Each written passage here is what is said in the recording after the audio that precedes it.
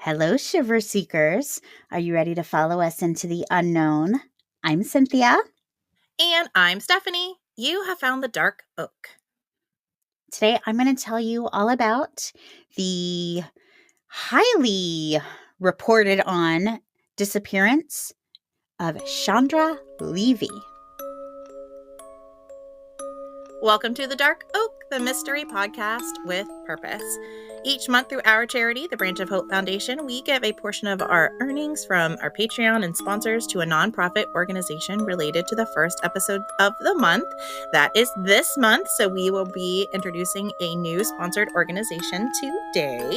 To find out more information, head to our website, thedarkoak.com. Check out our Instagram account, The Dark Oak Podcast, or stay till the end of this episode and we'll give you all the details.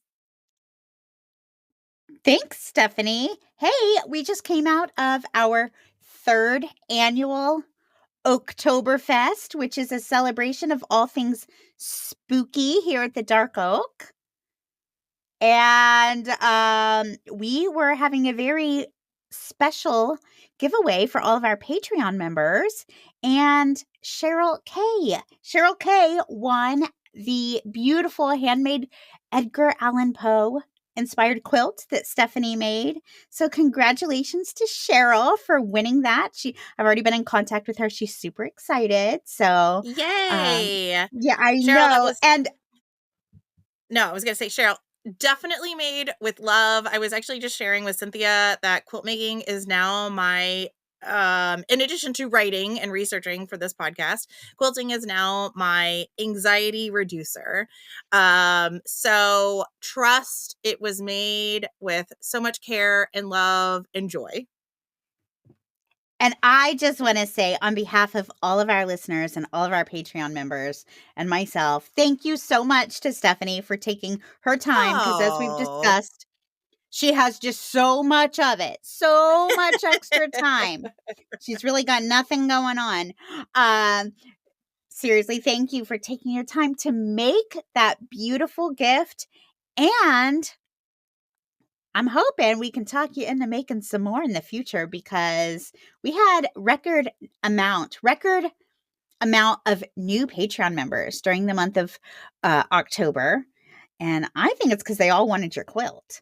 So you might have to start doing that full time along with the podcasting. I really enjoyed doing it. I kind of jokingly said maybe we should do a spring quilt giveaway too. No, I don't know if it's going to be as spooky as our Oktoberfest quilt giveaway, but I don't know. Maybe we can find something dark oak theme that we could do another giveaway in the spring. Maybe it could be our biannual quilt raffle. Who knows? Very exciting. And next time I'm definitely making sure my name is in the hat, because I will tell you, Stephanie, so my little boys helped me pull the name. I wanted to make sure it was fair. In the cutest video ever, I might add. They were so and your costume, by the way, epic. Oh, thank So you. Cynthia was Edward Scissorhands. You had like the scars and everything. Did you do that makeup? Yes, girl. Yes. I didn't even know you knew how to do that. She had like the scars. Guys, if you were on our Patreon, so there's a full video on our Patreon, and your makeup looked incredible. Like you had the eyes and the scar and the hair. I mean, so good. And obviously your kids in there, and they were adorable too. But your costume was so good. Thank you so much. Actually, that was a pretty easy costume. If you want a costume that looks way more impressive than it actually is, Edward Scissorhands every time. It's so easy. So easy. That makeup took 5 minutes.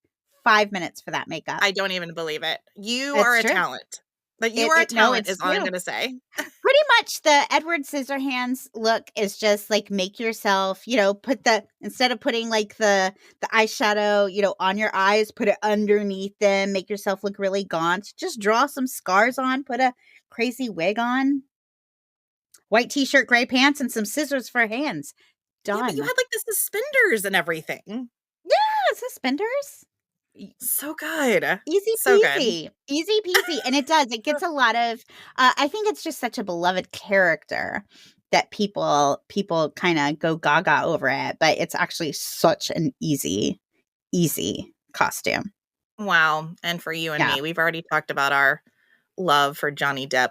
So, Ugh, beloved character. beloved Even character. And though mine segued into just love of pirates. So I don't know where mine actually is rooted, but we'll just say Johnny Depp. But could also be yes. slash pirates. Well, and for me, I always love, like, for Halloween, I always love to, like, dress up as one of those iconic characters that I could never, like, play in real life. So for me to be able to play Edward Scissorhands, like, this male character is really fun and exciting. So I always love that. You know how they make, like, the sexy versions of costumes? Like, you could be they have a Yeah. sexy Edward Scissorhands. Um, Oh, I don't know Not that for that me. fits. Yours Not for was me. genius. No, No. you gotta go, like, with you know, Yeah. the Full original on. character. I love it. I love it. So, Fun. yeah, Yeah. it was fun. Brilliant. Brilliant. Well, what I was gonna say was, my kids helped me pull the names out of the hats, but I had to, like, do some serious convincing as to why their names couldn't be in the hat.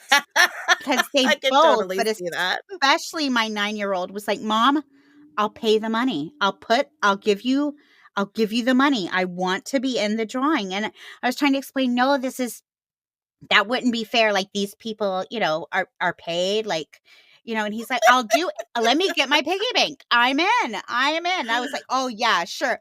Because we pull your name out of the hat and nobody's going to think that's rigged at all. Well, what you were thinking is, well, if my son joins, does that mean I referred him so I get an entry as well? You know what? I should have let him do it. I should have let him do it. We could have used fake names. We could have used fake names Mm. and, yeah. So all that to We would say, have had a even we would have had a mystery winner on the mystery that's podcast. right. "Oh, who is this? Who is this new Patreon member? Hmm." Well, I for one applaud you for being above board. Thank you. I absolutely was, to my children's, utter disappointment. I'll see if it's possible I could rustle up a Cynthia family quilt at some point in time. Oh, I can't okay. guarantee it'll be Edgar Allan Poe, but I may have something. I may have something brewing. Christmas is right around the corner. That's all I'm gonna say. It's all I'm Oh, going to say. trust me, I No am pressure. aware of my list. I'm gonna need to employ some elves, is all I'm gonna say. I guess so. And congratulations again, Cheryl, because you got the quilt before I got a quilt. So, It's true. wow. It's true, Cheryl. It's Yeah. true. Yeah, that's gonna be heading your way, probably the end of this week. And we will post pictures of that final product heading out to you. But very exciting. Very cool quilt. So exciting. So, congratulations. Listeners, remember there's two ways to consume our content. If you're listening on audio, you get our edited version where just the pauses and the coughs and such are edited out. But if you like to see everything that happens, all the behind the scenes stuff, you can watch us over on our YouTube channel and you see everything, all the bloopers, everything. Everything. And we're getting a lot of people are liking that. We got a nice comment the other day saying, "Oh, it just proves you guys are real people." So, yes, Oh, we are. we're real. We are probably more real than you would like at times, but this is us. This is us. This is us. Well, I think that's all of the business.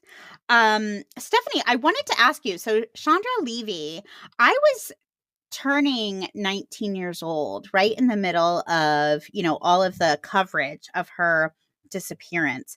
So I was, I guess, distracted. I mean, I guess I was just paying attention to other things. Were you aware of this when it was going on? I, of course, recognized the name and I heard the talk, but I wasn't like following it like I would be if this were happening now. How about you? Yeah, I think I fall into the same camp. I remember her picture being on the news, Mhm. because she got covered for a year. I mean, just Yes. always like little updates on Chandra Levy. And so I remember, this woman about my age with this beautiful dark curly hair and seeing her over and over and over. So I can't say I was engrossed in her case, but definitely surfacely aware of how much coverage her case was getting. Right. It really was. And I think it was for lots of different reasons that we'll get into, but it was one that just the you know, the public latched onto this beautiful young missing woman with this really interesting story and some controversy, and it was salacious and I do remember a little of that, like what I did listen to. I remember even for me being a very young woman, I felt it was so invasive. Everything that we were learning about her personal life, I felt like it was invasive. I felt like it wasn't helpful to finding her. I just felt like it was a lot of information that we as the general public shouldn't necessarily be privy to. I don't know. It almost felt a little voyeuristic, in my opinion. And so I think that's maybe why I kind of backed off from it a little bit. Of course, we want to find her. I want anything to like push her case forward. But the information that we were being given and the information that the news media was latching onto wasn't necessarily helping us find her. It was just more information about her personal life that I didn't find necessarily relevant to her disappearance. well, and we were kind of coming off the tail end. It had been a few years since like the whole Bill Clinton Monica Lewinsky Yep. scandal, Yep. which Yep. has a lot of parallels. And that's another case where I mean that really ruined I Monica's also feel like life. we got way too much personal information on that one. I Sure, feel like it sure. was just too much. That was stuff that we didn't need to know. Mhm. Like intimate details. I just didn't feel like we as a public needed to know. That ended up hurting the young woman much more than it hurt, the man involved, in my opinion. Well, Um I would like to think that that has changed, and maybe it is a little, but not enough. Right, right. So yeah, all of this happened at a very interesting time in our history and a very interesting time in my life. So, because of that, I was really curious to learn more about this case because I recognized the names, but it wasn't something that I was super familiar with. So, a lot of this was new to me. So, let me tell you all about Chandra Levy. On April 30th, 2001, 24-year-old Chandra Levy had a phone conversation with her parents, Robert and Susan, and she told them about how she had just canceled her gym membership that very day. And Chandra followed up the telephone call with an email to her mom with potential flights from Washington, D.C. to Modesto, California. You see, Chandra was finishing up an internship for the Federal Bureau of Prisons as a requirement for earning her master's degree, and she was going to be moving out of her Washington, D.C. apartment and back to Modesto, California in the next few days. As of this telephone conversation, Chandra didn't have a specific move date confirmed, but she was planning to walk in her graduation back in California on May 11th, and that was in less than 2 weeks. So she'd sent these potential flights to her mom, trying to just figure out, okay, when would work best for me to come back home. At 24 years old, Chandra was already incredibly accomplished, and this DC internship had been a big part of her plan to eventually end up in a high-profile government job, ideally working for the FBI. And she was really excited to get back to California where her parents were and start taking those next steps in this exciting new career. So to finish her master's, she had to do an internship with the Department of Corrections at like a prison No, or more administration. I don't have too many details on the actual internship, to be honest. Okay. It was just all part of getting that master's degree, and I'm Got not it. even really sure what she was planning on doing, with the FBI. I do know that she back at home in Modesto while she was in high school, she had gotten involved with her local police department. Uh, Mm, she was just really into that, like, criminal justice. law and order. Yes. I love it. Yes. I love it. Okay. Now, after sending these proposed flights via email to her parents, Chandra never called her parents back to confirm any of the travel dates or anything else for that matter. In fact, 5 days went by and her parents never heard from her at all. And this was really unusual behavior for Chandra, just in a normal set of circumstances, but especially when there were big things going on in her life, like moving across the country and graduating from college. Mm-hmm. So, after 5 days of not being able to reach their daughter, the Levys called the Washington, D.C. police to report Chandra missing. Now, police immediately agreed to go to Chandra's apartment for a wellness check. And once they got there, they were actually able to get inside her apartment. And once inside the apartment, there were some interesting findings, but it was nothing incredibly alarming. So there was no sign of forced entry. There was no sign of a struggle. But wherever Chandra had gone, she'd left her purse and her cell Ooh. phone and her wallet behind. So, in fact, the only thing that appeared to be missing from the apartment, which, well, besides Chandra, was her keys. Hmm. Okay, that's interesting. There was also a sink full of dishes, a laundry bag with dirty laundry, and an open suitcase that looked as if Chandra had been in the middle of packing when she left. So it kind of looked like she just left her apartment right in the middle of a normal day of chores. Now, given the fact that there was nothing obviously wrong, and Chandra was an adult, officers weren't really worried. They did leave a business card with a note asking Chandra to call the department when she returned to just let them know everything was okay. But knowing how out of character this was for their daughter, Chandra's parents immediately felt like something more was going on. But they didn't really know what to do. I mean, they're across the country. So they did the only thing that they could in that moment. They just started making phone calls. So Chandra's dad, Robert, called the office where Chandra had her internship. But since that had recently ended in the previous few days, no one from the office had seen her. Robert also called local hospitals as well as local government officials. But again, no one had seen or spoken to his daughter since May 1st. Yeah, and it's just this weird, awkward time. So she had finished her internship, and there was 2 weeks before she would expected to show up to walk in graduation, correct? Right. So it's this weird, like, she's in this flex time where she's not supposed to be anywhere. Right. So it's not to say, like, she didn't show up for her shift or she didn't show up for her class. So you could say maybe she did go on a trip or decided to get away for a few days. Now, granted, it's out of character, but I can see why police would say that. You know, she doesn't have any obligation right now. So now you said her keys were gone. Are these like keys to her car? Does she have a vehicle? I know in DC it's not unusual to not have a car. It was at keys to her apartment.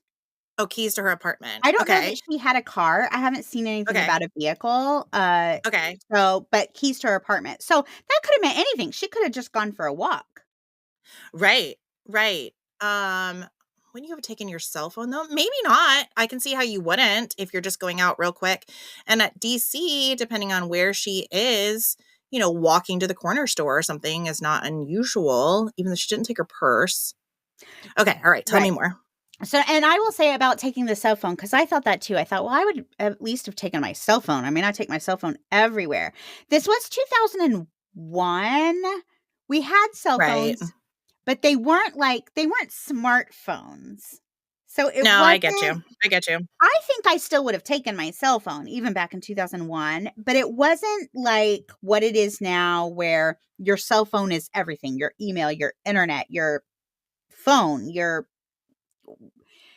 major way of communication. Yep, I got you. I don't know what that means, if anything, but it was different. Now, fortunately, Chandra was still on her parents' phone plan.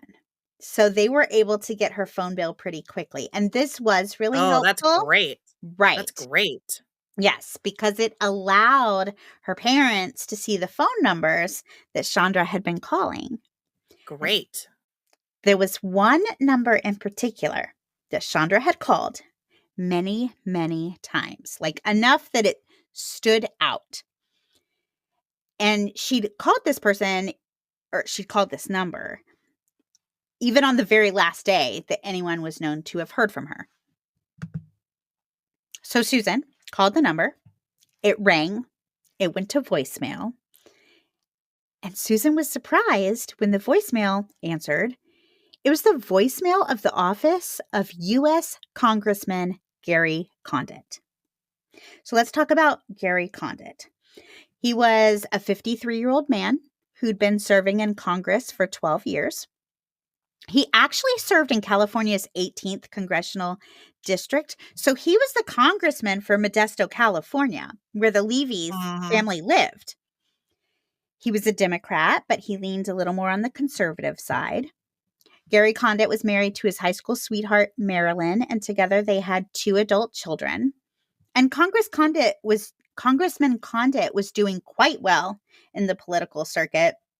He had a close relationship with Vice President Cheney, and it was rumored that Gary Condit might even run for the presidency one day. So he was up and coming politician. Now, while we're on the subject of the presidency, Congressman Condit was one of the politicians who was very outspoken just a few years prior when President Bill Clinton was going through that Monica Lewinsky scandal. Gary Condit would publicly say that President Clinton needed to be completely open and honest about his affair, alleging that the American people couldn't trust Bill Clinton if he wasn't going to be honest about his relationship with Monica Lewinsky. And in case you don't see the direction this is going to seem very ironic in a few minutes. Is this, everybody likes to point out the speck in someone else's eye before looking at the log in their own. Is that the saying? Did I get it You right? did. Yeah. Is that's a Bible verse, isn't it? A Bible reference? Yeah. Mhm. Or the more common one, people that live in glass houses shouldn't throw stones. Throw I stones. feel like all of those apply in this situation. I just think, and we'll learn more in a minute, but I just think, man, if I know I'm in the middle of doing something that somebody else just got caught doing, I don't know. I would like to think I am wise enough to keep my mouth shut. And I just find it so interesting when people who are literally doing the same exact thing have so much to say about other people. I find that so interesting. Another phrase we use in our house a lot is "thou doth protest too much." Mm. Because especially with my kids, the more they tell me they didn't do something, the more I'm pretty sure they did it. Oh. The more they try to explain away that that did not happen, the more I'm convinced that what they're telling me may not be the truth. So, um, you know, like if someone was to accuse me of something I would just say, no, that's stupid. And I would Right. move on because that's not a thing. But the more you have to explain it, the more you feel the need to explain your actions, there might be something else in there. So, don't love it for him. I don't really feel too sorry for him. I feel like he, I don't know. You lay in the bed, or how's it go? You make the bed, you lay in it, kind of thing. He's a grown um, up. He's a big boy. He's in his 50s. You know, absolutely, like we're not no, talking a young 20 something. You know, we're talking a grown up big boy. he made his bed. Now he can lay in it. That's right. That's right. Yeah. So here's Robert and Susan finding out that their daughter has been regularly communicating with a congressman who's old enough to be her father, right?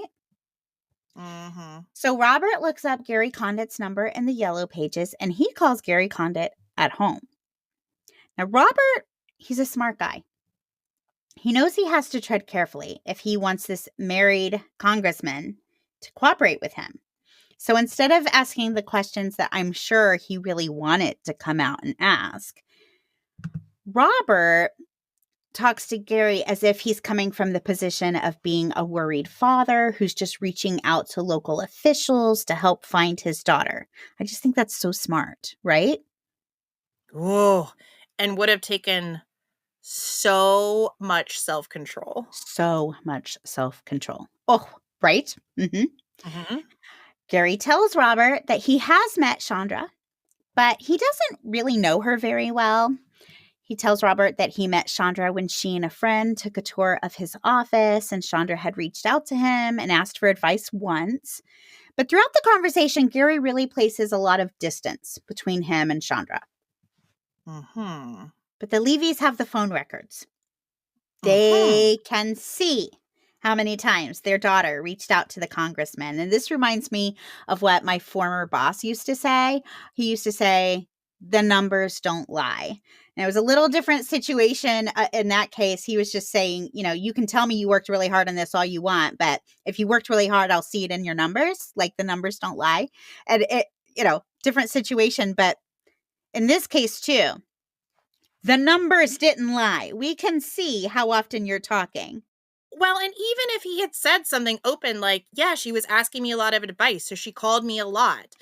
Like, that alone, you would have said, okay, it's a change in situations, it's a change of circumstances. But you know what I'm saying? It's like the fact that he lied right off the bat. You're like, okay, well, I know something's fishy. Like, Right. something else fishy is going on. Like, you already know you're dealing with somebody being dishonest with you. Right, right. And I think I'm not a liar by nature, nor am I doing stuff that I really feel the need to like cover up. But I love what you just said. You know, I'm not a liar. well, I felt like I needed to preface what I'm going to say next with this. But one of the things I feel like I've learned in hosting this podcast, co-hosting this podcast with you, is if I were to want to hide something, I feel like I would keep my story as close to the truth as possible, right? Yeah. That's how you don't get Yes. caught. So to say, yeah, maybe we've talked once or twice when there's like all these phone records. Well, this is what I'm saying. At least Right. say, like, she was looking for advice, or she was helping with my campaign, or she babysat my kids, or I don't know, like something. Right. You know, to, like you said, make it closer to the truth. Again, I'm glad he didn't lie. Like, we were able to suss it out quicker, Mhm. but Yeah. just dishonest. It's not cool. Dishonest. It's not cool. No, no. So Robert knows right away that what Gary's saying doesn't ring true. So after they hang up, Robert calls the Washington, D.C. police. Good for him. And he talked to Detective Ralph Durant and tells him he thinks something was going on between his 24-year-old daughter and the married Who is now congressman. missing. Who is now missing. And a married congressman. And a married congressman. Which doesn't feel like the first time we've heard that scenario. Or something similar, right? Unfortunately, no. Right. Yeah. Now, to his credit, Detective Durant moves on this information quickly, and he asks Gary Condit to come into his office and make a formal statement regarding the missing woman. And of course, I'm sure he was not excited to do so, but Gary has very little choice in the matter. So he agrees. He comes in, and he gave his statement on May 9th. And during this interview, Gary was slightly more forthcoming than he had been with Robert, but not a whole lot more. Gary Condit told authorities that he'd met Chandra soon after she moved to D.C. He explained how they met when Chandra took that tour of his office. And he went on to say that he and Chandra got close, and I'm using air quotes here, close, but he wouldn't go into details about what exactly close means. Okay. Mm-hmm. Now, Gary did admit that Chandra had spent the night at his place a few times, but he refused to admit to having an affair with Chandra. Now, most people probably know this, but in case you don't know how Chandra or how Congress works, like you might have a place, he's the congressman for Modesto, California. So maybe that's where he lives with his wife. But he's also expected to be in DC quite a lot when, Mm-hmm. when Congress is in session. So he has a place there too. So he's able to maybe have people come and stay at his place. And, his Well, wife may not know. and in some ways that makes sense, right? I mean, not only is it a crash pad, but you need to have a place where you can entertain. Sure. Right? You need to have a place where you can entertain, lobbyists, and you can meet with other congressmen. So there are legitimate reasons for having a place like Oh, that. sure. But also, it does open the door for you to do things in private that you may not be able to do Right. otherwise. I just thought I would explain it so that if anybody isn't thinking about like that picture, they might be like, well, how's she spending the night? He's married. He's got two places. It's a separate Yeah, residence. separate Yeah. place. Yeah. So despite admitting that Chandra did spend the night at his place a few times, he refused to admit that he was having an affair with Chandra. Instead, he said, quote, "I don't think we need to go there, and you can infer what you want from that," end quote. I will, sir. Thank you for that permission. Already done. Yeah. It's already been done, Gary. It's already been done. I'm inferring a whole lot from that personally, Stephanie. Yeah. I don't know about you, but I'm Consider inferring a it whole lot. inferred. Right, right. And at this point, Chandra's family was also inferring a lot. Mm-hmm. You see, Chandra's relationship with Gary Condit wasn't a complete surprise to those really close to her. Chandra had told her family that she had a man, and that's what she called him. She didn't say his name. She said, "my man." But Ooh. all she would say is that he was high profile and that they were keeping their relationship secret, so she wouldn't share his name. She just told her family that he looked like Harrison Ford, and she was head over heels for him. Also, the fact that, he's married, that could have complicated things. Yeah, yeah.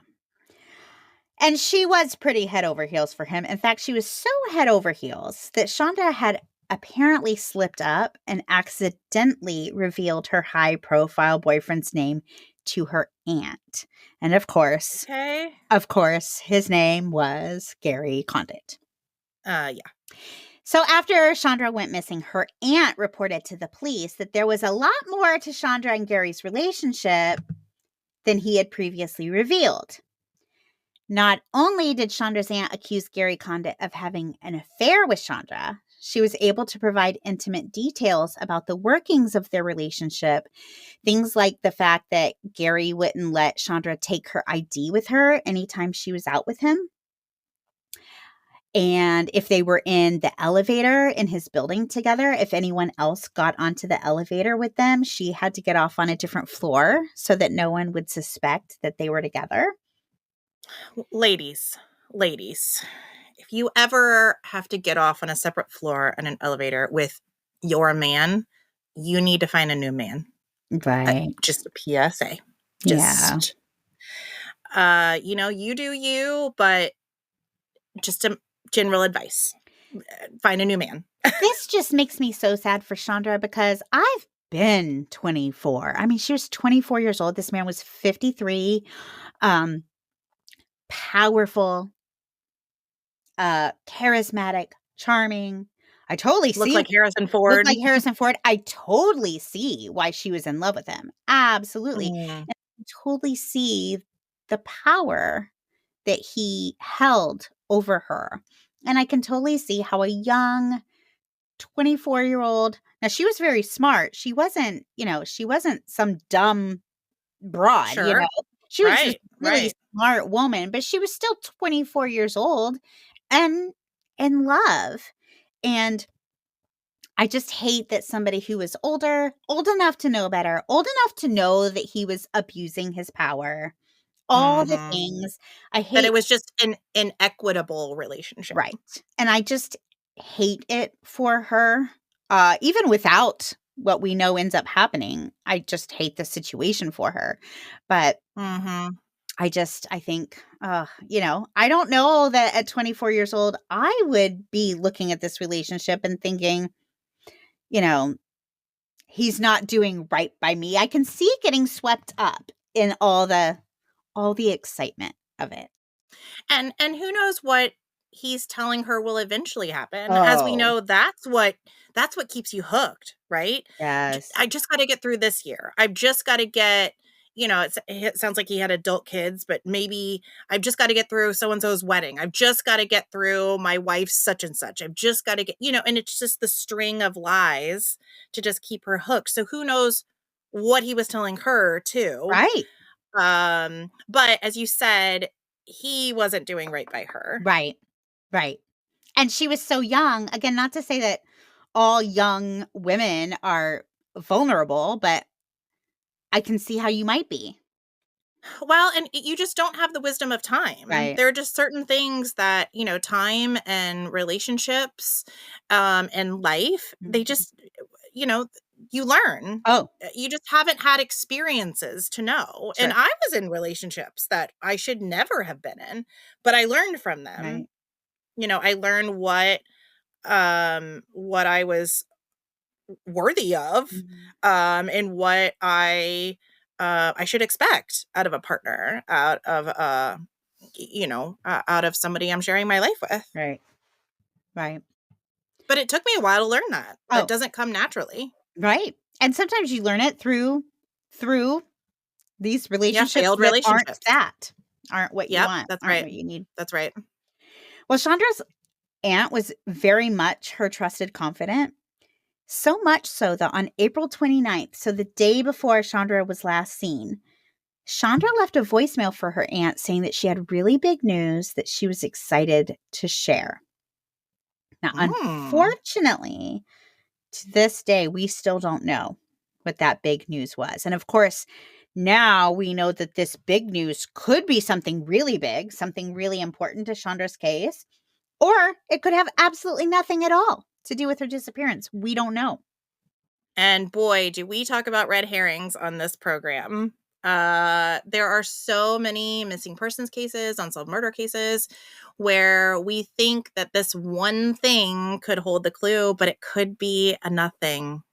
It Could be could a be a nothing. nothing. But thank goodness Chandra shared so much with her aunt that we were able to get a clearer picture Sure. of what was going on in her life, though. I mean, thank goodness we at least have that. Right. Right.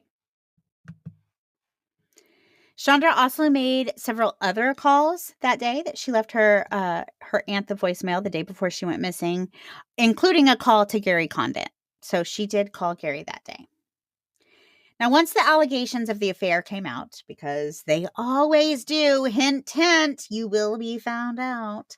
Also, PSA, truth always makes itself known, It guys. does. It does. So once these allegations came out, police felt they had enough to get a search warrant to thoroughly search Chandra's apartment. And so on May 10th, authorities went back in to see if they could find any more clues.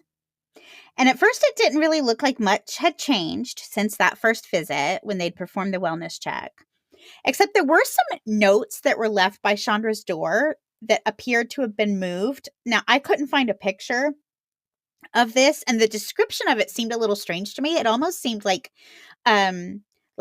police or authorities were like slipping notes under her door, but I know you wouldn't be able to slip something under my door. So then I thought maybe she had like a mail slot in the door. I couldn't get the exact details of how this happened.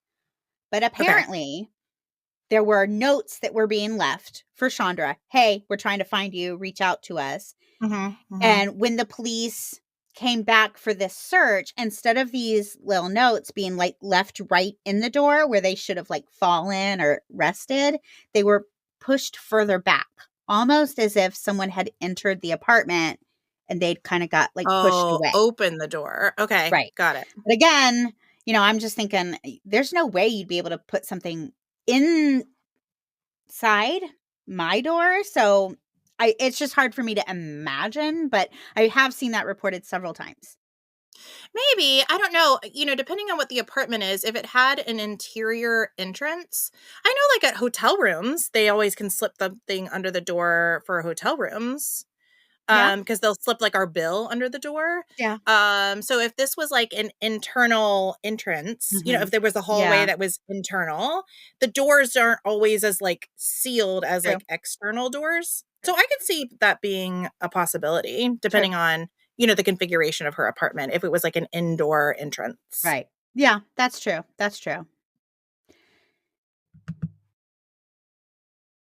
But whatever it is, somebody has clearly been in her apartment that should not have been in her apartment, we're assuming. Well, that's kind of what the inference is to these notes. I don't think anybody can say for sure that someone was in her apartment, but the people who think that someone came into her apartment and grabbed her, think that you'll see where that might come in later. Like, I guess depending on what you think might have happened. Like, if you think she left her apartment on May 1st of her own accord, and then something bad just happened to her out there, then there shouldn't have been any reason why somebody was coming in. If you think Right. maybe she was, it was like planned for her to have been, taken wherever she's been taken, maybe somebody wanted to come in and clean her apartment or remove things from her apartment or who knows what, then that might be interesting to think that somebody had come in. Is there any thought that she could have been the one? Is there any thought that she disappeared on her own still, or is that not a No, I possibility? haven't seen that No. anywhere, Okay. and I mean, Okay. I can tell you I don't Okay. believe she Okay. did disappear on her Okay. own.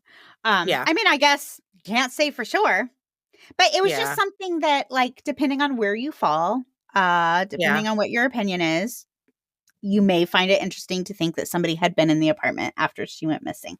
Yeah. Okay. Now, this time around, investigators noticed that Chandra's answering machine was full with about 25 messages, and it was two of those messages that police found of particular interest. On May 3rd, so 2 days after Chandra went missing, Gary Condit called twice. The first time at 11:45 a.m., saying that he'd been busy, but he asked Chandra to give him a call back with her schedule because the day was looking pretty good for him.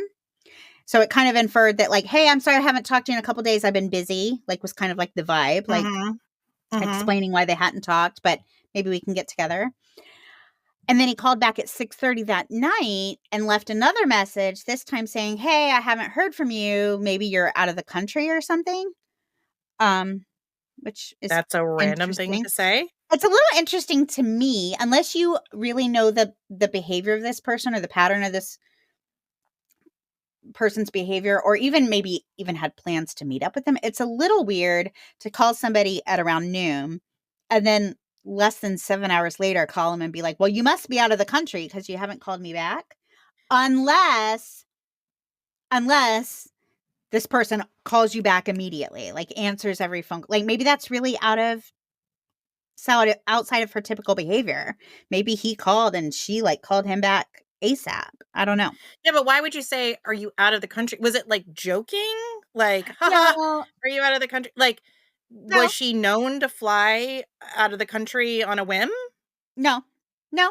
Not to my knowledge. No, I think it was What a weird thing to say. it Okay. well, and of course, again, depending on you where what you think may have happened to her, some people might be like, "Oh, are you trying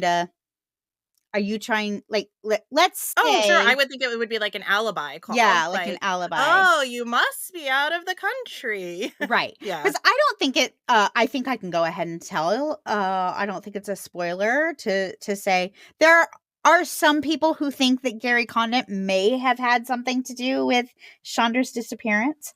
Um, so there's that. A really frustrating aspect of this particular search was the loss of the apartment building's security camera footage, because these cameras recorded over the previous footage every 7 days, which is pretty typical for security camera Yeah. footage. Yeah. So by the time they went back to look at these cameras, the footage was already lost. But what's frustrating about that is because remember, they'd gone to her apartment before, soon after she went missing. And if they had just secured this footage at that time, we assume we would have had footage of Chandra leaving her place. And that could tell us a lot. Did she Sure. leave with somebody? Was she alone? What was she wearing? What did it look like she was doing? Like all kinds of Yeah. questions that we would find Yeah. very, Yeah. very interesting to know the answers to. Yeah. Sure. Now, during this search, police took Chandra's computer, of course, hoping to find some helpful information on it. But unfortunately, when they went to search it, Stephanie, they accidentally wiped it clean. I'm sorry. Say that again? They took Chandra's computer and they went to search it to see what they could find on her computer. Maybe what had she been looking for? What had she been searching for? Who was she talking to? And instead of searching it, they accidentally wiped it clean. For reals? That's For the real? official story. I hope her family sued. Eventually, they were able to recover some of the information on the computer, but it took a month. Took a month. Unbelievable. And I don't know that they were able to recover everything. What they were able to recover, things that seemed pretty irrelevant, but they were able to recover a recent search on a place called Rock Creek Park. And this was like the Central Park of Washington, D.C. So it's this really huge park. And this computer search is one of the only leads police have for where Chandra may be. What was she thinking? What was she looking at before she went missing? So they decide But to that could search. mean anything. Oh, it could mean anything. But they decide they're going to search this park. However, due to a miscommunication, the police department messed up. They had been ordered to search perimeters within 100 yards of each road and trail. Remember, it's a huge park. Yeah. But due to this miscommunication, the officers only searched within 100 yards of every road. They did not search the trails. Oh, okay. Okay. The police also canvassed the neighborhood of Chandra's apartment, looking inside dumpsters, looking inside any vacant buildings. They brought in canines. They did helicopter searches. No sign of Chandra. On May 14th, so about 2 weeks after their daughter went missing, Robert and Susan appeared on Good Morning America to try to spread the word about their daughter. And then they flew to Washington, D.C. to try to do whatever they could do there. And of course, as soon as the word starts spreading that Chandra, a young, beautiful government intern who has suddenly disappeared while rumored to have been having an affair with a much older politician, once that spread, the story took on a life of its own. The Washington Post ran a story about her disappearance, and in the article, it was mentioned that Gary Condit had added $10,000 from his campaign treasury to the $15,000 reward that had already been established for information on where Chandra might be. Oh, how benevolent of him. Right. The story goes on to quote him in the article as saying Chandra was a great person and a good friend. Mm-hmm.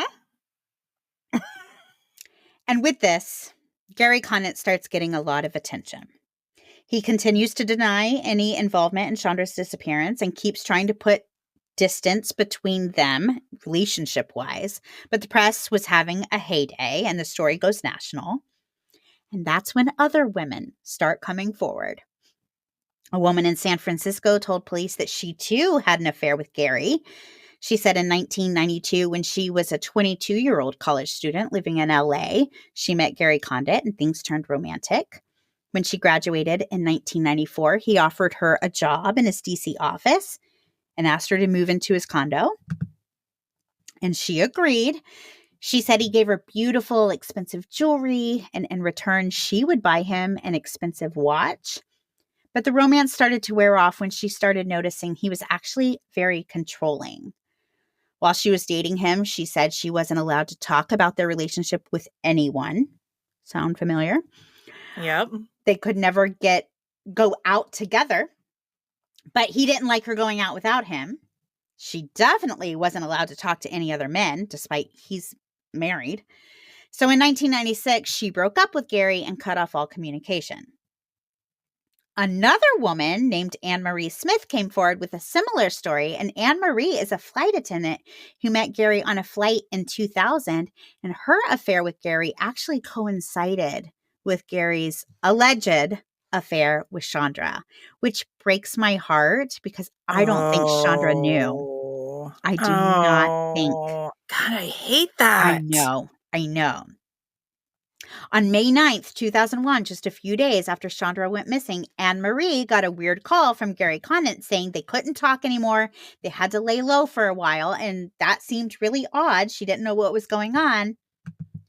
But a few days later, when the story broke about Chandra, it all made sense. Gary Condit was just trying to take the attention off of him. He didn't want to get caught in the middle of all of these affairs.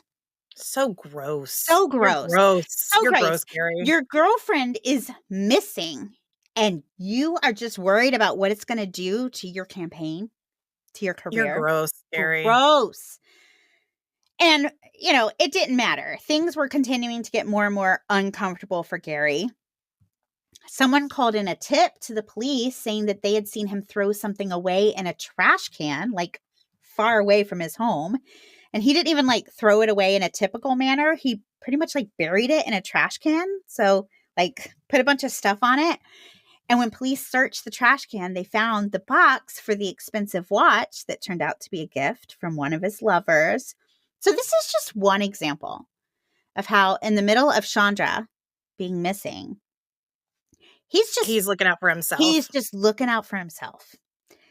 And of course, it only adds fuel to the fire, and rumors start swirling that maybe Chandra had been pregnant. Maybe, perhaps, Gary had made her disappear. She did say she had that exciting news. She told her aunt. Here's the thing. I think it's a possibility. I mean, I don't know for sure. Of course it is. I think it's a possibility. I really think Chandra thought this was love. Like, I don't think she knew about the other affairs. I think Gary was absolutely telling her he was going to leave his wife. Of course he was. Yeah. Like, I think for her, this was love. Which, again, it just makes me so sad. Or maybe he had asked her to move in with him. Could be. We know he'd done it before. Done it before. Maybe that's why she never bought, or she hadn't at least up until the day she talked to her parents, bought the return ticket home. Exactly. Maybe that was the big news. Yeah. My boyfriend asked me to move in. Yeah. Chandra's case continued to garner a lot of attention until that September 11th, 2001, when we know the entire world shifted their attention to the terrorist attack. Yep. It felt like for a long time it was the only thing we talked about. And I think this is the third or the fourth case we've talked about here at the Dark Oak where a missing persons investigation was affected by 9/11, which is so weird. It's something I would have never thought about until we started doing this podcast and seeing these cases where that happened. But how awful it would have been to have your own tragedy, your own missing person, and then this big thing happen, and it feels like everybody forgets. I mean, I feel like it happened even with like COVID too. Sure. There were so many things that fell by the wayside because we as a country were struggling to make sense of this big event. Yeah, it happens. But how hard it is for those personal situations. Like, so I actually gave birth during COVID. So I actually gave birth during COVID. And so my personal experience is literally only my husband was allowed there. And that was a recent development where you could even have a loved one. Women were giving birth alone in the hospital. And so my husband was allowed to be there, but like my other kids didn't get to meet my baby at the hospital. I Right. don't have any of that. They didn't get to meet him until we brought him home. So you think of all the personal experiences that were affected because of COVID, Right. or people who had to bury their parents without funerals and things like that. All these personal things, it shifts, the way we respond to things. Right. Yeah. Yeah. You're right. I remember the COVID thing. I remember being terrified because I had a few friends who were pregnant at that time and just thinking, um, yeah, are they going to be doing this alone? Hang on just a sec. Where is that basket with the socks? In the laundry room. Is Miss Tiffany here? Yeah. Okay.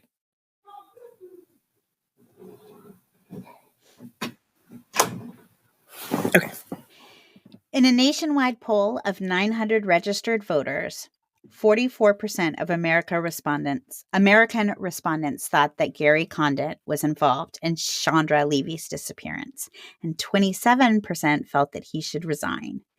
51% of the respondents believed he was acting as if he were guilty.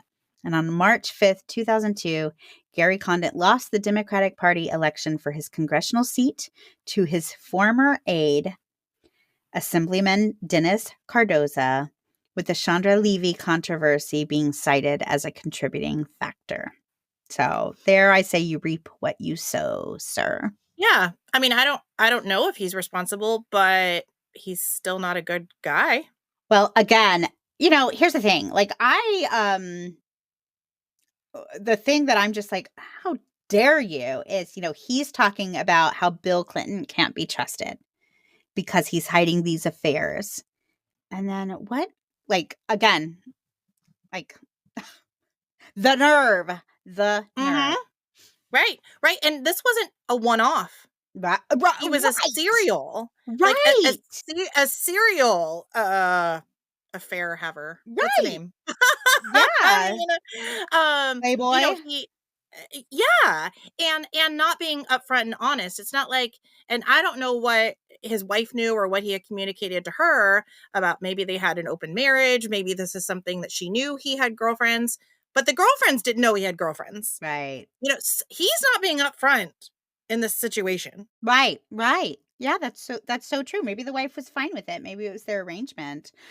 In which case, just come out and say that's our arrangement. Like, yeah. But I mean, the again, way he's the acting women, doesn't make me think that was the case. right? The way he's acting doesn't make it seem like that. But I don't know. I don't know the inner workings of husbands and wives. Everybody, operates a little differently. But we know that he was not being upfront and honest about what he was doing. He wasn't upfront with investigators. He wasn't upfront with Chandra. He's a liar. Right. With that, time went by and Chandra's case went cold. But then on May 22nd, 2002, almost exactly 1 year after Chandra was last seen, at around 9:30 a.m., a man was walking his dog looking for turtles in Rock Creek Park and found skeletal remains. Authorities were called in, and detectives found bones and personal items scattered but not buried in a forested area along a steep incline. These items included a sports bra, sweatshirt, leggings, and tennis shoes. The body and the belongings belonged to Chandra Levy. And tragically, if the police had performed the correct search parameters a year earlier, Chandra would have been found soon after going missing, and a lot of potential evidence may have still been available. Mm-hmm. Her remains were found just 4 miles from her apartment. After a preliminary autopsy was performed, District of Columbia Police announced there was sufficient evidence to open a homicide investigation. And on May 28th, DC medical examiner Jonathan Arden officially declared Chandra Levy's death a homicide, but did acknowledge, quote, "There's less to work with here than I would like. It's possible we will never know specifically how she died," end quote. Again, if we'd found her a year earlier, that may not be the case. There was damage to her hyoid bone, suggesting that she was possibly strangled, but it wasn't conclusive evidence of strangulation. On June 6th, after the police completed their search, private investigators hired by the Levys found Chandra's shin bone with some twisted wire about 25 yards from the other remains, which, as you can imagine, did not go over well. So one thing I think we can say about the DC police during this time was they really messed up. I feel like they messed up with the security camera footage. I feel like they messed up with wiping her computer. They messed up with the search, the original search. They put in the wrong parameters, and then they literally left the shin bone, which is not a small bone, one of the bigger bones in a human body, left it behind just 25 yards away from where the rest of her was found. So, I mean, it almost is like intentional incompetence. well, Like, how could you screw up that many times that badly? well, and here's the thing. If you're trying to cover up for a powerful person, Yeah. I haven't seen that read anywhere or But how can you not at least question it? Right. Like, is this a big conspiracy? And I'm not a huge conspiracy theory person, but I will tell you, if there was ever a case where I might start screaming conspiracy theory, this might be the one. Yeah. Now, meanwhile, police and federal prosecutors were contacted by the lawyer of an informant who was currently being held in a DC jail. And this informant, I have a hard time saying that word. This informant claimed to have knowledge of Chandra Levy's killer. The informant, whose identity was protected for his safety, said that Ingmar Guandique, a 20-year-old undocumented immigrant from El Salvador, who was also being held in the jail, told him that Gary Condit paid him $25,000 to kill Chandra Levy.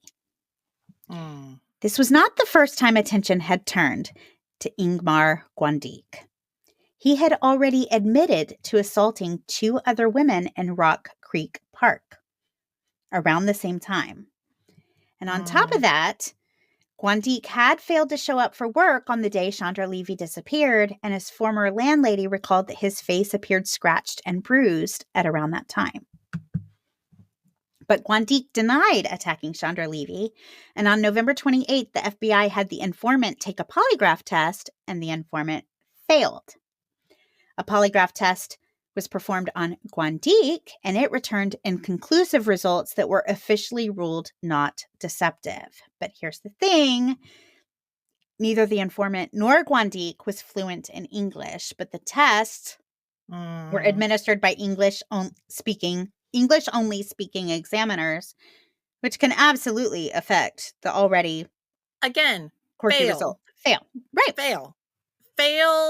Not necessarily failing the test, but a failure of the investigators. Right. Fail. In Washington, D.C., I'm sure we have bilingual examiners available to us. In Washington, D.C. Get one.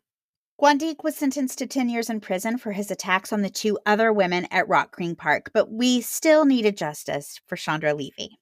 So on March 3rd, 2009, the Superior Court of the District of Columbia issued an arrest warrant for Guandique, and 2 days later, Guandique was charged. Where? They're on the chair. Hey, tell me, are y'all... We're leaving right now. Okay, sorry, I didn't know she was coming. Tell her sorry. I'll call her when I'm done in here. Hey, Where are they? they're on the brown chair in Mama's room. You grabbing your tennis stuff? Did you guys get your school done? Okay. Okay. Love you guys. I'm almost done. Sorry. Oh, it's okay. Real life, YouTube. Real life. I'm almost done. Yeah, this is kid Kid coordination. Yeah. I knew my kids were going with a friend today. I just Uh-huh. didn't realize she was picking them up. I thought I was dropping them off. Oh, okay. So Well, and I I have thought to I was leave to dropping get it. my little one in a few minutes. So, But of course, my kids are like, where are my socks? Where are my of shoes? course. Where are all the things that I should know where they are? But only mom knows where they are. Oh, man. So Only mom knows. yeah. Well, on March 3rd, 2009, the Superior Court of the District of Columbia issued an arrest warrant for Guandique, and 2 days later, Guandique was charged in D.C. with Chandra Levy's murder. And on October 18th, 2010, jury selection commenced in the Superior Court of the District of Columbia before Judge Gerald Fisher. And the 2 women Guandique was convicted of assaulting were brought in as potential witnesses. Now, during this trial, Robert Levy took the stand and refuted statements about his past suspicions of Gary Condit. He testified that he told authorities during the early years of the investigation that his daughter Chandra would have been too cautious to jog in the woods alone, but said that he no longer believed this to be true. Gary Condit testified at the trial and was asked on at least 3 occasions if he and Chandra Levy had been involved in a sexual relationship, to which he replied, quote, "I'm not going to respond to that question out of privacy for myself and Chandra," end quote. Now, FBI... And for anybody listening audibly, I rolled my eyes if you could not hear it, even though I rolled them so hard that it could have been audible. Correct. Just letting you know. Correct. And just in case you really weren't sure if there was actually a sexual relationship happening between Gary Condit and Chandra Levy, an FBI biologist did testify that semen found on underwear from Chandra Levy's apartment contained sperm matching Gary Condit's DNA profile. There we go. During closing arguments for the charges of first-degree murder committed during a kidnapping and robbery, prosecutor Amanda Haynes contended that Guandique bound and gagged Chandra Levy after attacking her, leaving her to die of dehydration or exposure in the park. And after 2 days of deliberations, all but 1 juror had voted to convict Guandique. On the 3rd day, the jury asked Judge Gerald Fisher to clarify the definition of assault. And Fisher responded that any physical injury could legally be considered an assault, regardless of how small. And on November 22nd, 2010, the jury found Guandique guilty of first-degree murder. Now, throughout the years, Guandique has always maintained his innocence, and he's filed appeals and requests for a new trial, all of which was denied until May 2015. So just 10 years ago, when his defense claimed that the prosecution's star witness, that informant, Armando Morales, we now know his name, had perjured himself on the stand. The defense contended that prosecutors failed to disclose that Morales was a jailhouse informant with a reputation for being untrustworthy. During the trial, Morales had denied ever being an informant, which was a lie. The defense also came forward with a new witness, a neighbor of Chandra Levy's, who'd called 911 at 4:37 a.m. on the day Chandra went missing, and this neighbor had reported hearing a blood-curdling scream, possibly coming from Chandra Levy's apartment. Oh. Changes everything, right? Yep. And with that, Judge Gerald Fisher granted a motion for the new trial. The defense then argued that the prosecutors had failed to hand over all of their required documents, specifically that they'd only received 2 of 3 pages of a memo detailing the prosecutor's contacts with Armando Morales. At the trial, again, he testified he'd never cooperated with law enforcement prior to the Levy case. But it turns out that missing first page notice he had previously approached law enforcement to discuss gang activity, including the allegation of gangs to which he belonged, or including the actions of gangs to which he belonged. The defense argued this information had been purposely withheld from them, and it might suggest that Morales had shaded his testimony to gain favor with prosecutors. So on July 28th, 2016, prosecutors announced that they would not proceed with the case against Guandique and would instead seek to have him deported because based on new information that had come to light, there was no longer enough evidence to go forward with the retrial. In March 2017, Guandique lost his bid to remain in the United States and was deported to his native El Salvador. And this means we are back to square one. Yep. We don't know who killed Chandra Levy. And if you do believe you know who killed her, the person hasn't seen justice. Did she just go out for a run in the park and run across someone, wrong place, wrong time? I mean, the fact that she only had her keys with her makes me think it was possible she just went out for a run. But and the way she was dressed, like the clothing that was found with her, made me think she was out for a run. Exactly. But she also could have been told to meet somebody at the park, in which case you might dress the same. You might, again, only bring your keys, especially if the person you're meant to meet or believe that you're meeting doesn't like for you to bring your ID whenever you meet up with him. Right. Was she set up? Was she told she was meeting somebody and somebody else was there waiting for her? I think if you fall into the camp that she was set up, I mean, I only know of one person who may have had any interest in setting her up, right? For sure. Gary Condon. For sure. So I don't know. I do think it's very interesting that there was this like serial rapist hanging out in the park. But those two women weren't murdered. Now they fought back. They fought back. They may have been murdered if they hadn't fought to get away. We don't know if Chandra Levy was sexually assaulted, which was like that, like his MO. So, right. It doesn't exactly fit. At the same time, to accuse a congressman of making a woman disappear, those are some pretty strong allegations, but depending on what her news was, again, maybe it was a red herring. Maybe it's an indication of why she would have needed to disappear. We know, or why Gary would have felt right? she needed to disappear. Right. Yeah. And hey, listen, he is, he's got future elections coming up. He's looking at maybe running for the presidency.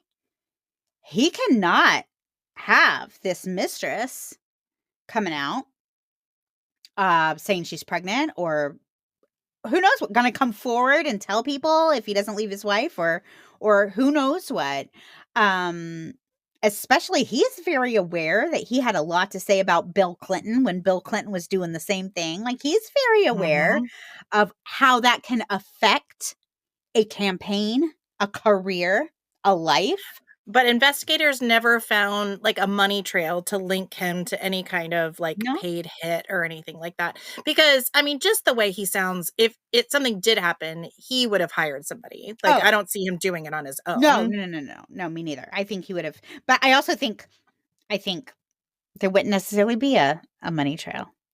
Well, that's what I'm saying. I mean, police had never found anything. It doesn't mean it doesn't exist. Right. But police never found anything. It's, and as thorough as investigators were in this case, I can see. There you go. I can see how, they definitely wouldn't have missed it. No, I mean, that would almost be as bad as like not searching an entire park that you're told to search. Or, I don't know, wiping a computer clean as opposed to looking for the information on it. Oops. But again, I'm not a conspiracy theorist, but like, I don't know. I can see somebody with deep pockets, like, kind of making that happen. Like, What is he doing these days? Do you know what he's doing? I don't. I wonder. I may have actually looked it up. He was kind of like a career politician, so I wonder what he did now that he had to slink away. Like I wonder what he's doing these days. I feel like I did read. I've been working on this case for a while. If you remember, I was going to cover this case like a Yeah. month ago, and then we got into Oktoberfest. So I feel like I did actually look it up. I just don't remember. Okay, according to this, he's living in Arizona and has been out of the public eye since his political career. Oh my gosh, this can't be true. This cannot be true. But tell me. according to the AI overview, recent reports mention him working odd jobs, including in real estate and owning Baskin-Robbins franchises. Oh, I could see that. Ugh. Co-authored a book about his experience, though he remains tight-lipped about the details of his relationship with Levy. Okay, gross. You're gross. Yeah, Yeah, I could see that. I could see him owning real estate. Like owning franchises, owning real estate and owning franchises. The reason I had the reaction I did is because when I first looked at it, I didn't see owning Baskin-Robbins. I saw working at Baskin-Robbins. That's what I saw. That's why I was like, no way. No. Yes. I wondered why you had that. No, I doubt he's serving people their cones, but I imagine he could own a Baskin Robbins as like an Yes. investment. Yeah. That was the reason for my strong response. It's like when I just Donald saw Trump went to work at Baskin-Robbins. it's like when Donald Trump went to work at the McDonald's for a day. Yeah. I was like, wow, we really fell from grace. No judgment against you if you work from Baskin-Robbins, but when you're considering No. running for the presidency and then retiring at Baskin-Robbins, I would just say that wasn't like on the plan, you know? Right. Fair enough. Yeah. Fair enough. Also, he would be like in his 60s now. So, no, older. No, much older. Older. Yeah, he was 53 in 70s. 2001. That was Yeah. 24 years ago. So Yeah. he's approaching 80. Yeah.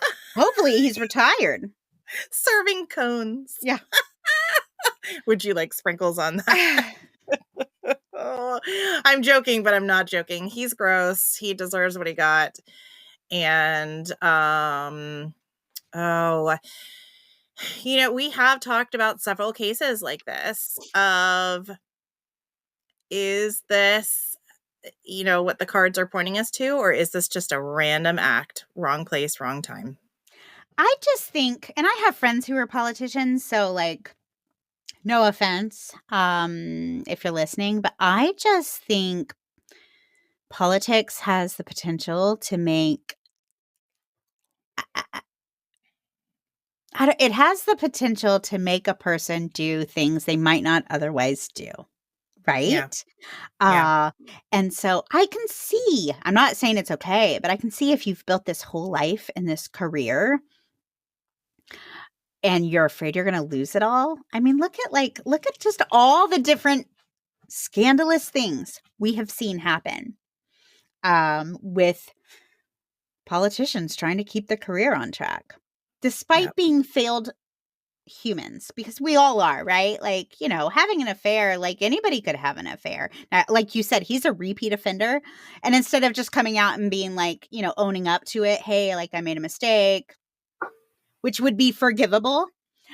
He continued to do the same thing and to perpetually hurt women and lie to women and then lie to cover it up. So that's less forgivable. But like I mean, we're all human, and I can see how all of us, make these mistakes, right? But I don't know. I over and over in these kinds of cases, I see where they're so frantic to cover it up because of what they're afraid they're going to lose that it gets really scary. Yeah. And there's a world where I can see somebody making somebody disappear so that they don't lose this empire they built. Right. Right.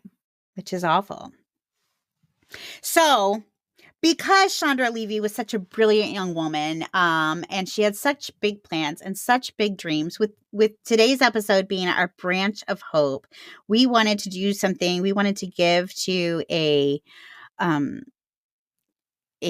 nonprofit who would really, I think that Chandra Levy would be proud she would be proud to have been associated with or, participate in. So, Stephanie, do you want to tell us about November 2025's Branch of Hope recipient? Yeah, sure. So we started thinking about ways that we could help with investigations. And again, with the goal of bringing about justice. And we found a fantastic organization called Season of Justice. And Season of Justice is a nonprofit dedicating to providing funding for investigative agencies and families to help solve cold cases. Season of Justice provides grants for advanced DNA testing, such as forensic genealogy and next generation sequencing for investigative agencies in an effort to solve these complex cases. And this is especially important for small agencies that may not have the funding to do this kind of thing.